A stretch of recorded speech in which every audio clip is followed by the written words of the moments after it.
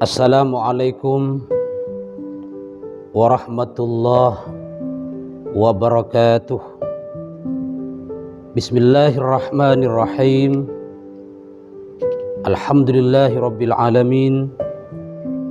Nahmadullaha wa nasta'inuh wa na'udzu billahi min syururi anfusina wa min sayyiati a'malina. May yahdihillahu fala mudhillalah wa may yudlil fala hadiyalah. Asyhadu an la ilaha illallah wahdahu la syarikalah. Arsala rasulahu bil huda wa dinil haq liyudhhirahu 'ala ad-dini kullih wa kafa billahi syahida. Rabbi shrah li sadri wa yassir li amri wahlul 'uqdatam min lisani yafqahu qawli. Amma ba'du. Kaum muslimin, kaum muslimat yang berbahagia, mudah-mudahan kita semuanya selalu mendapatkan lindungan dari Allah Subhanahu wa taala. Syukur kita panjatkan kepada Allah Subhanahu wa taala atas segala limpahan nikmat yang telah diberikan kepada kita sekalian, yang sangat tidak seimbang ketika dibanding dengan nikmat Allah, dibanding dengan ibadah kita. Begitu besar nikmat Allah. Wa in ta'uddu ni'matallahi la tuhsuha. Ketika engkau menghitung nikmat-nikmat Allah yang telah diberikan kepada kita, la tuhsuha, niscaya kita tidak akan mampu menghitungnya. Lebih-lebih di bulan Ramadan ini kita diberi keimanan oleh Allah, diberi kesehatan oleh Allah, diberi kemampuan oleh Allah Subhanahu wa taala untuk menjalankan ibadah Ramadan, ibadah puasa yang tanpa terasa kita sudah lebih 20 hari. Kita sudah masuki pintu pertama selesai, babul rahmah selesai, babul maghfirah kita selesai, kita masuk pada pintu terakhir, babul bara'ah. Mudah-mudahan kita semakin diberi kesehatan, kenikmatan oleh Allah Subhanahu wa taala. Kaum muslimin, kaum muslimat yang berbahagia, kajian kemarin tentang zakat kita lanjutkan. Kemarin kita bahas secara gamblang tentang definisi zakat fitrah atau zakatul abdan. Kemudian waktu-waktu yang sangat dianjurkan, waktu yang wajib, waktu yang boleh telah kita selesai gamblang bersama-sama. Mudah-mudahan jadi bekal kita dalam menjalankan ibadah puasa dan bekal kita untuk menjalankan ibadah zakat fitrah semakin baik. Bagi teman-teman yang belum melaksanakan, maka kita semakin jelas bagaimana tata cara mengeluarkan zakat fitrah. Kaum muslimin, kaum muslimat yang dirahmati oleh Allah Subhanahu wa taala, untuk kita kajiannya pada hari ini adalah tentang kelompok-kelompok ataupun siapa saja yang sangat dan paling berhak untuk mendapatkan zakat fitrah. Karena kita melihat kadang-kadang di masyarakat banyak zakat fitrah yang didistribusikan, mohon maaf tanda kutip, ada sebagian dari beberapa tempat-tempat yang kadang-kadang menurut saya salah di dalam pendistribusiannya. Dalam rangka kepentingan sesuatu, ada kepentingan, mohon maaf, yang tidak bisa disampaikan dan tidak bisa diungkap di publik ini. Kadang-kadang mereka mendistribusikan zakatnya ke tempat-tempat yang padahal di sekitarnya masih ada yang lebih layak, lebih pantas untuk mendapatkannya. Allah Subhanahu wa taala berfirman Al-Qur'an, a'udzubillahi minasyaitonirrajim. Bismillahirrahmanirrahim. Innamas shadaqatu lil fuqara'i wal masakin wal 'amilin 'alaiha wal mu'allafati qulubuhum wa fir riqabi wal warimina wa fi sabilillah wa ibnis sabil faridatan minallah. Innamas shadaqatu, sesungguhnya sedekah atau zakat itu lil fuqara, itu diperuntukkan pertama kali, dikhususkan dan diutamakan lil fuqara. Jadi diutamakanlah orang-orang fakir. Siapakah orang fakir itu? Man laisa lahu kasbun wala malun, yaitu orang-orang yang tidak memiliki harta dan orang-orang yang tidak memiliki pekerjaan. Itu yang prioritas utama. Orang-orang tua, orang-orang jompo, orang-orang sangat tua yang tidak punya apa-apa, tidak punya harta, tidak punya pekerjaan, tidak punya keluarga. Mereka yang sangat diutamakan untuk mendapatkan zakat fitrah.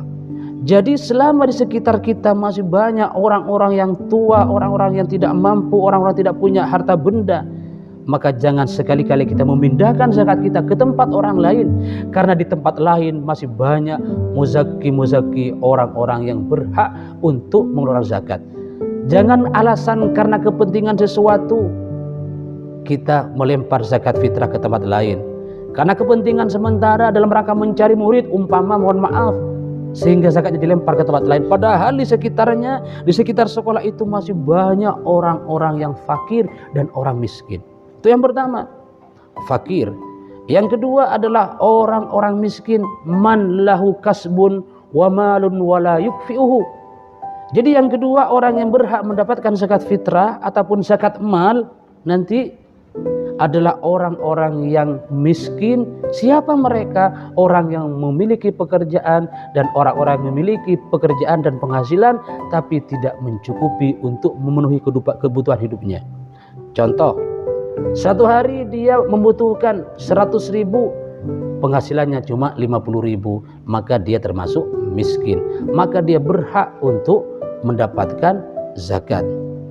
Kaum muslimin, kaum muslimat yang rahmati Allah Subhanahu wa taala. Yang ketiga, wal amilin. Amil itu adalah orang-orang atau institusi atau badan yang dibentuk resmi oleh pemerintah atau sultan.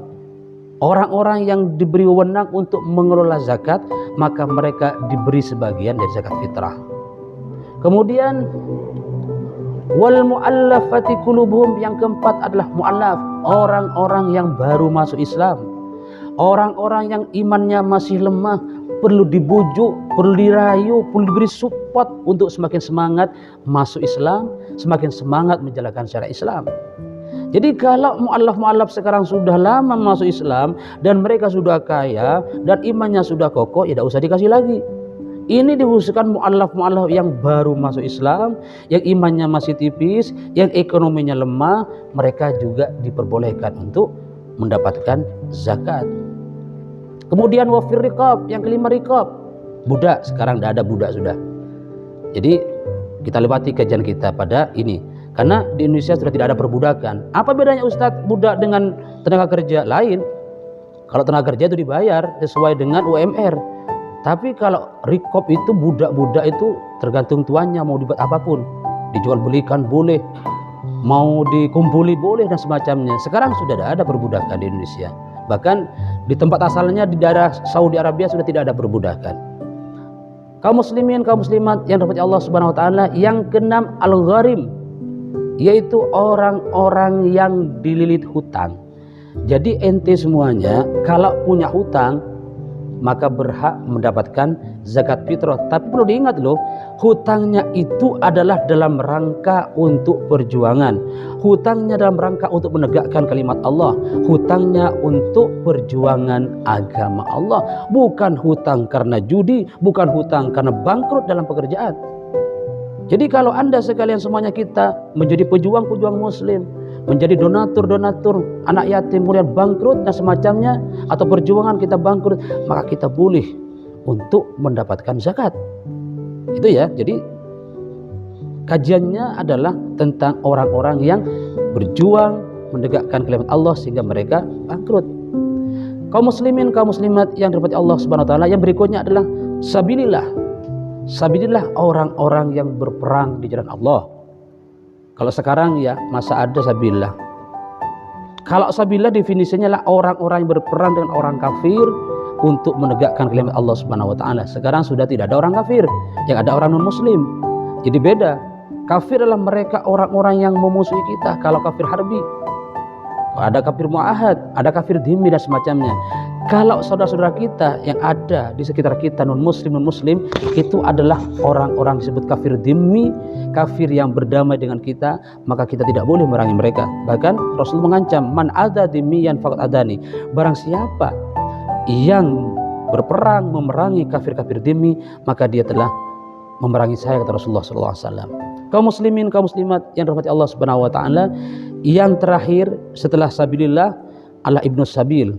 Ibnu sabil adalah orang-orang yang berjalan di jalan Allah.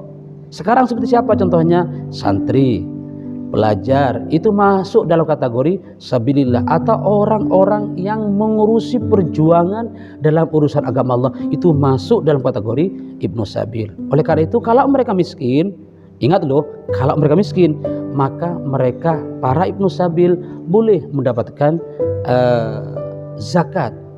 Tapi kalau mereka kaya, jangan.